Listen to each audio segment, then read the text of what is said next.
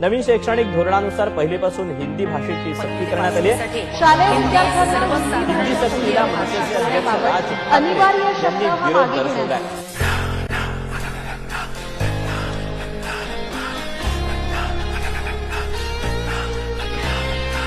गुजरातमध्ये तर हिंदीची सक्ती नाहीये, आंध्र प्रदेशमध्ये नाहीये, तामिळनाडूमध्ये नाहीये, केरळमध्ये नाहीये, कर्नाटकामध्ये नाहीये, बऱ्याचशा ठिकाणी नाहीये.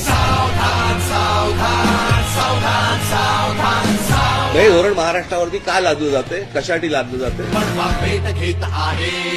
पण हिंदीची सक्ती महाराष्ट्रामध्ये होणार नाही, कोणत्याही परिस्थितीत होऊ दिली जाणार नाही. दृष्ट लागली परक्याची तरीही का तू जागणार नाही. उठ मराठा क्षितिज बघ तुला साथ देत आहे. हिंदी कशा शिकवतात हेच आम्ही बघू, आणि हे जर समजा राज्य सरकारला आव्हान वाटत ना, आव्हान म्हणून घ्यावं.